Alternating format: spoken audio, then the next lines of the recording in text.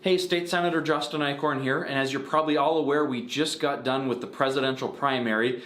We, have the caucus system for years, and after 2016, when so many people showed up on both sides of the aisle, you had folks come together and decide to switch to a presidential primary, and that just happened.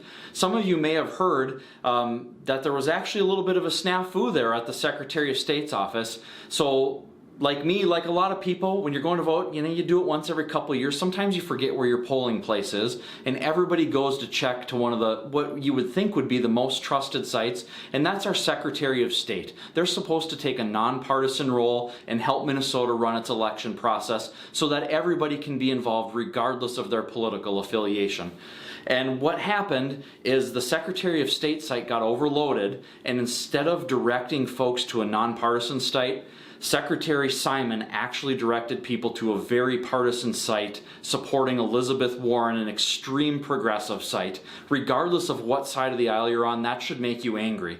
Instead of having, election interference from Russia or whatever, we're having a political hack our elections, and that shouldn't be. We're looking into this. Our committees are questioning him, hope to question him. Actually, he didn't show up to the committee he was supposed to after this happened.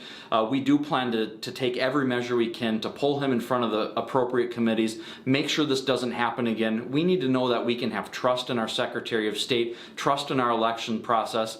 I think about, the people on the Democrat side, even though I'm a Republican, you gotta imagine that people being directed to a pro-Elizabeth Warren site had an effect on Bernie Sanders, had an effect on Joe Biden, and some of their other candidates. So what are we doing taking a political position as a state? Shouldn't happen regardless of what side of the aisle you're on. You should be angry with this. I certainly am. I'll be doing everything I can in my role as a senator to make sure this kind of stuff doesn't happen, especially in our general election.